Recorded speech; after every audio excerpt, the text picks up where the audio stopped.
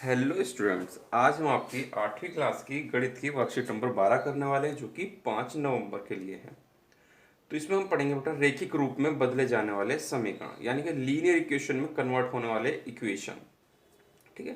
कहता प्रिय विद्यार्थियों, हमने पिछली वर्कशीट में रैखिक समीकरण के बारे में पढ़ा और जाना और इसे कैसे हल करते हैं ये किया।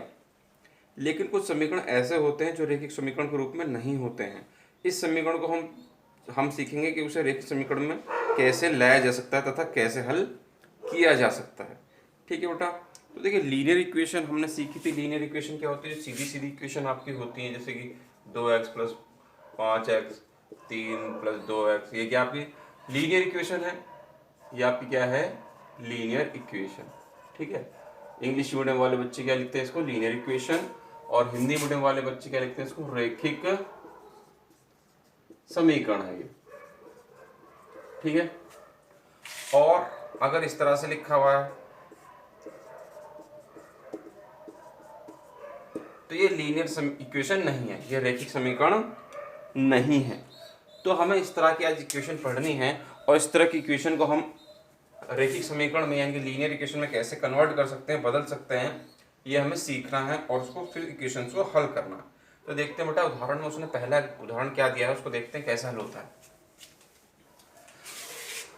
प्रश्न देखिए आपको स्क्रीन पे दिख रहा होगा बोर्ड पर। तो देखिए पहला क्वेश्चन है आपका, उसका हल। उसने कहा है क्वेश्चन आपका x प्लस 7 और x प्लस 2 बराबर है 3/4। तो क्रॉस गुणा कर लेंगे। सबसे पहले हम क्या करते हैं? हम क्रॉस गुणा करते हैं, ब्रज गुणन कर देते हैं। 4 की x से करेंगे, 4 की x से करेंगे तो ये हो जाएगा 4x। फिर 4 की 7 से करेंगे, 4 सत्ते 28।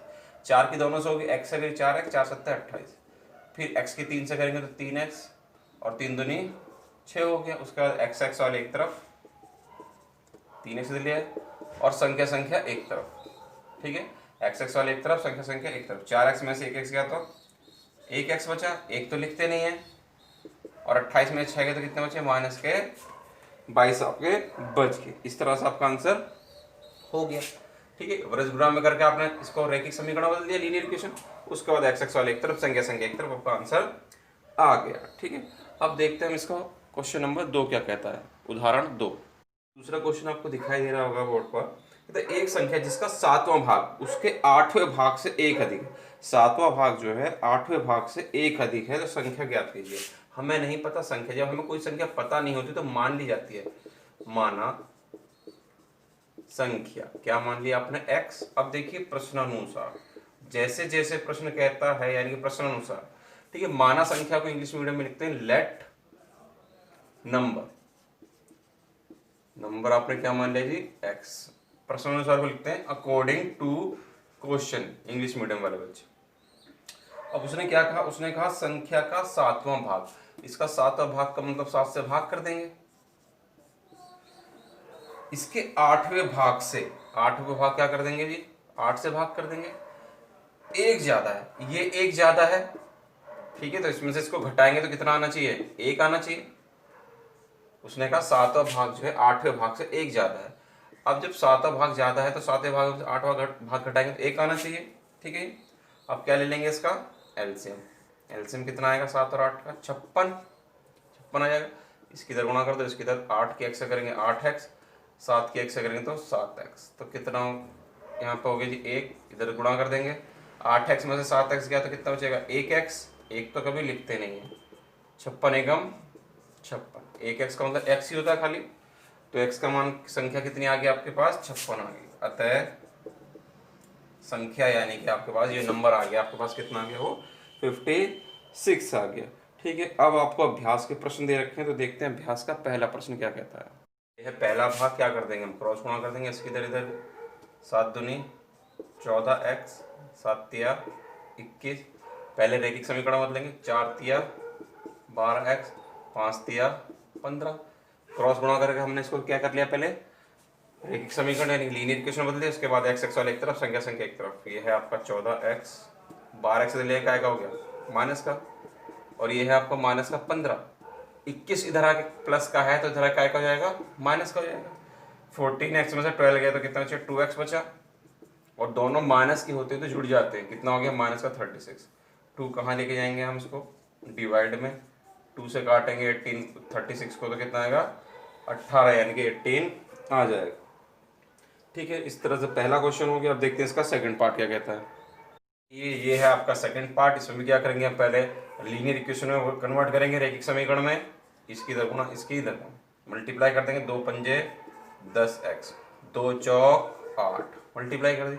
इसकी इधर गुणा करके 3 की x एक से करेंगे, 3 एकम 3 और 7 एकम 7।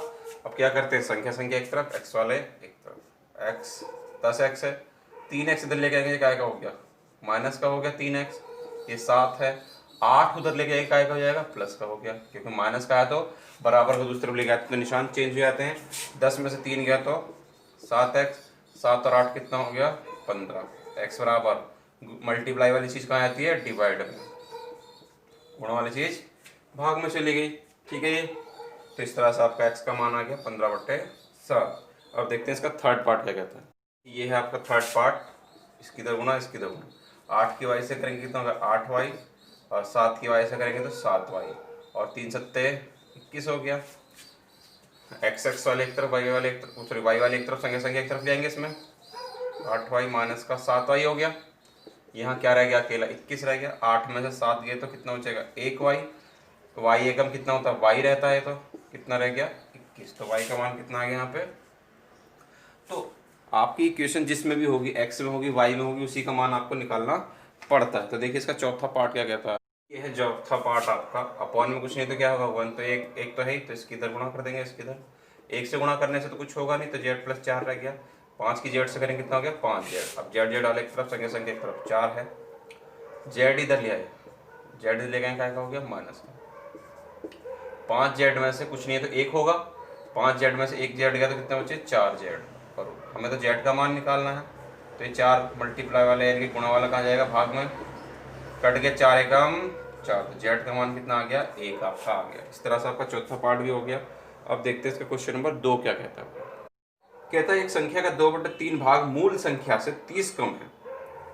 हमें संख्या ही नहीं पता तो 2/3 कहाँ से निकालेंगे। तो कहता है संख्या ज्ञात करो, माना संख्या, संख्या क्या मान ली बेटा हमने x। प्रश्नानुसार माना संख्या क्या लिख देंगे बेटा इंग्लिश मीडियम वाले, लेट नंबर, नंबर आपने मान लिया x। उसके बाद क्या प्रश्नानुसार, यानी कि प्रश्न के अनुसार। ठीक है, प्रश्नानुसार यानी कि अकॉर्डिंग टू क्वेश्चन बेटा। ठीक है, अब उसने कहा है क्या संख्या जो है का 2/3, इसका 2/3 निकाल दिया। मूल संख्या से कितना कम है 30 कम है, यानी कि इसमें से इसको घटाऊंगा, मूल संख्या में से 2/3 घटाऊंगा तो कितना आ जाना चाहिए 30 आ जाना चाहिए। यही तो है इसका मतलब। उसने कहा कि संख्या का 2/3 भाग जो है 30 कम है। जब भी आपके लैंग्वेज वाले क्वेश्चन होंगे तो आपको 2-3 बार पढ़ना उसको। एक संख्या का 2/3 भाग जो है मूल संख्या से 30 कम, तो इसमें से इसको घटाऊंगा 30 आना चाहिए। इसके बटे में कुछ नहीं तो एक तो है ही, एलसीएम लेके सिंपल करेंगे कितना आ गया 3 आ गया। 3 की x से करेंगे तो 3x, और 1 दूनी 2x हो गया। ठीक है, इसकी इधर गुणा कर देंगे, 3x में से 2x गया तो कितना बचेगा x, और b 30 दिया कितना हो गया आपका 90, 30 दिया कितना हो गया आपका 90। तो संख्या क्या आ गई बेटा आपकी 90 आ गई। ठीक है, अब इसी के साथ हम देखते हैं इसका क्वेश्चन नंबर 3 क्या कहता है। अगला क्वेश्चन है तीसरा क्वेश्चन, कहता है एक संख्या में से उनके छठे भाग को घटाने पर 25 आता है। संख्या मान ली हमने x, तो प्रश्न अनुसार देखिए संख्या में से छठा भाग, इसका छठा भाग कैसे निकलेगा 6 से भाग कर देंगे। छठा भाग घटाने पर कितना आता है 25 आता है जी। ठीक है, संख्या निकालनी है तो बट्टे में कुछ नहीं तो 1 लगा लेंगे, एलसीएम कितना आ जाएगा 6 आ जाएगा। 6 एलसीएम आ गया तो इसकी इधर गुणा कर देते हैं क्रॉस, 6 की x से करेंगे 6x, 1 की x से करेंगे तो 1x, यहाँ कितना हो गया आपका 25 आ गया। इसकी इधर गुणा कर देंगे, 6 में से 1 गया तो कितना बचे 5x। अभी मत करो, चलो गुणा बाद में करते हैं। हमें तो x का मान निकालना है, तो ये जो चीज़ें हैं ये उधर जाके उल्टी हो जाएंगी। भाग वाली कहाँ चली जाएगी गुणा में, और गुणा वाली कहाँ चली जाएगी भाग में, तो कट जाएगा 5 पंजे 25। क्या बचा आपका 5 और 6 बचा, 5 6 कितना होता है आपका 5 6 जा 30, यानी कि संख्या आपकी आ गई 30। इस तरह से बेटा आपकी आज की वर्कशीट 8वीं क्लास की होगी, पूरी होगी। उम्मीद करते हैं आपको अच्छे से सुना होगी। वीडियो पसंद आ गई तो वीडियो को लाइक करना, शेयर करना और कमेंट करना। और अभी तक आपने हमारे चैनल को सब्सक्राइब नहीं किया तो चैनल को सब्सक्राइब जरूर करना। मिलते हैं आपसे अगली वीडियो में।